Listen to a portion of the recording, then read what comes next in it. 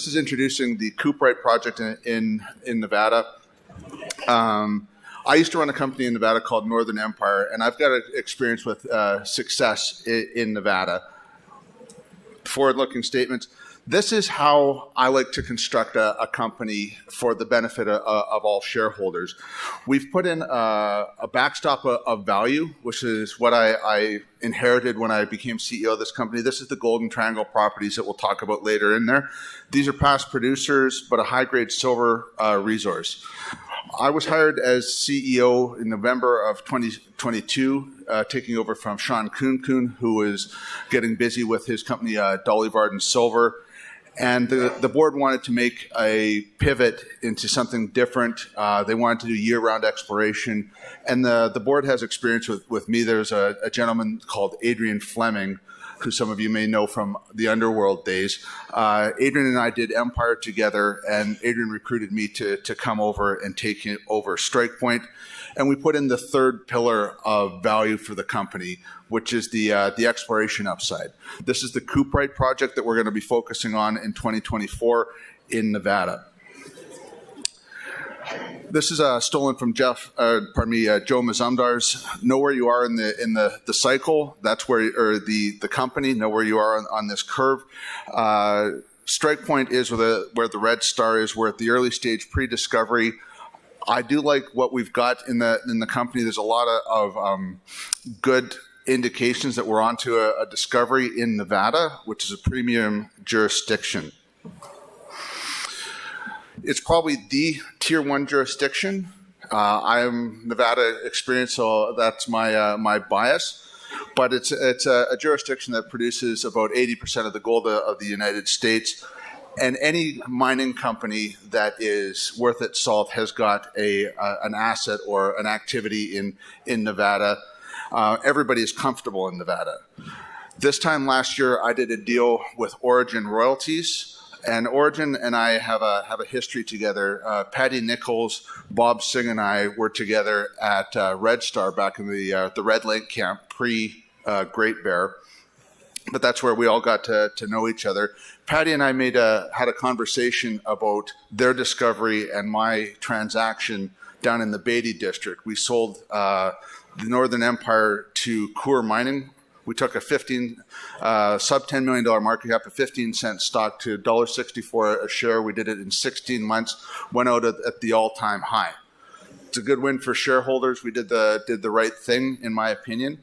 People have given me grief because Coeur subsequently sold that asset to Anglo Gold for $200 million.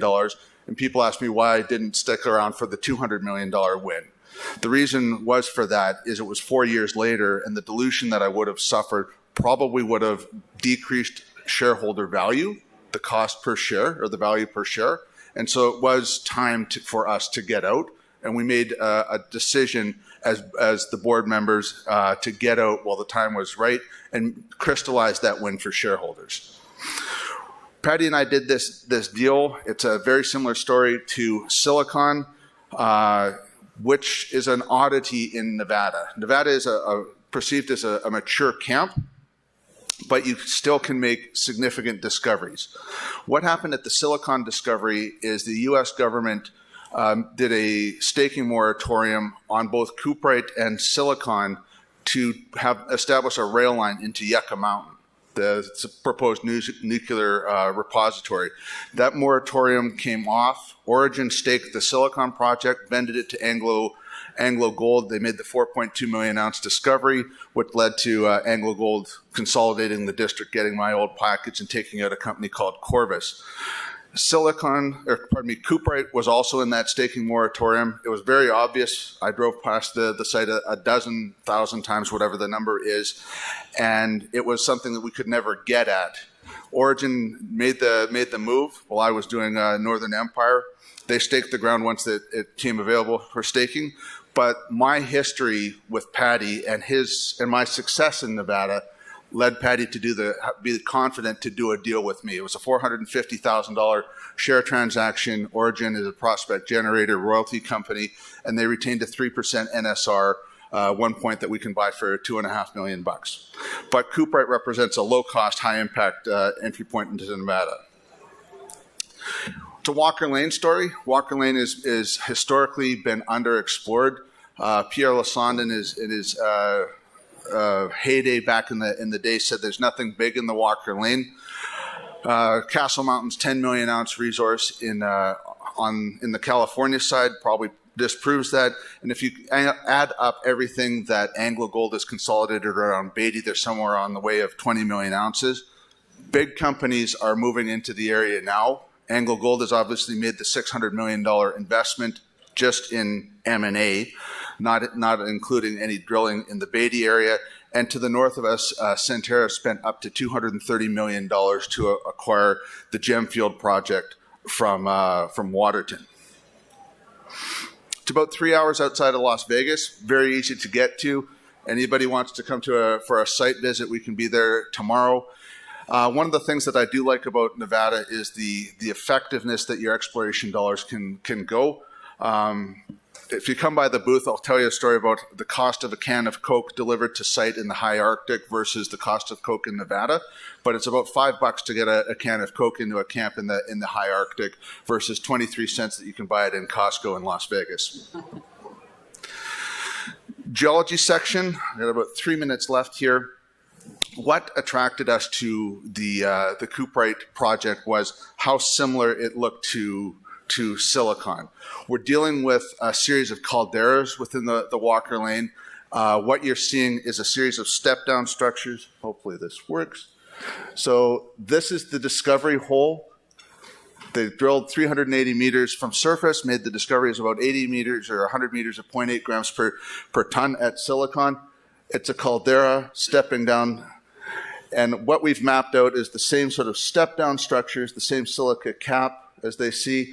And we're going to be drilling from here into the target. Drilling starts February 26th is when we're expecting the rigs to be on site. RC drilling, 10 holes, 5,000 meter program. Very similar structural setting and alteration to what you see at Silicon. They hit it on hole number 2. We're hoping to have similar success.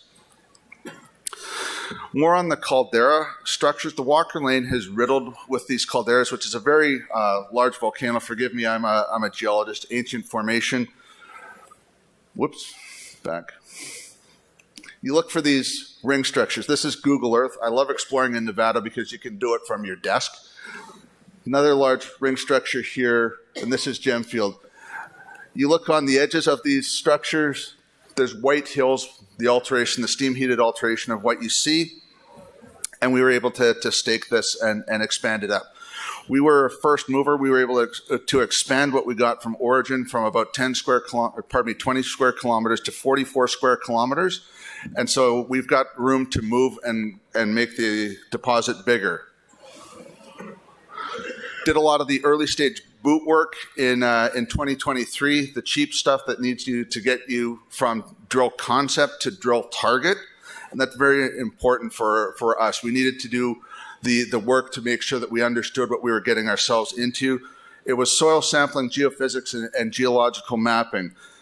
The geophysics identified the ring structure. It's about a 6 kilometer long structural corridor that we're looking at here. Soil sampling, that's this blob here. We got up to 7.4 grams per ton mercury in soils.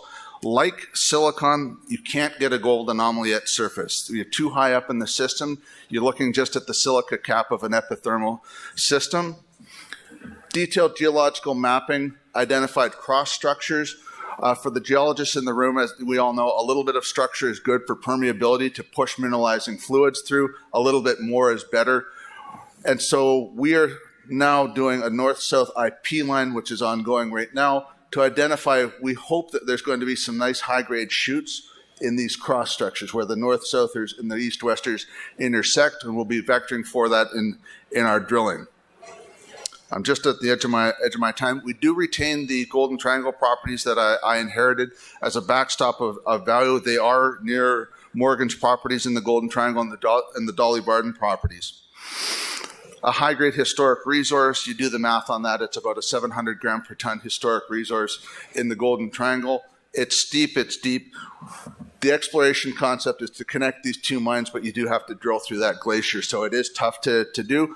We don't have a spend on these properties till 2030, so the decision was made to pivot into Nevada.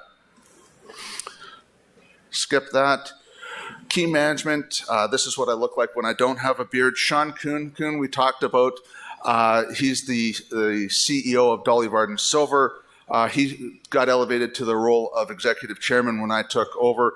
Adrian Fleming and I have been bumping into each other off and on for the past 20 years. We were at Hope Bay in the high Arctic back in the day. We were together at Northern Empire when we made the discovery and the transaction to Coeur Mining.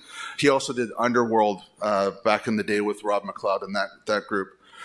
Other management, Knox Henderson is our IR person. He's here.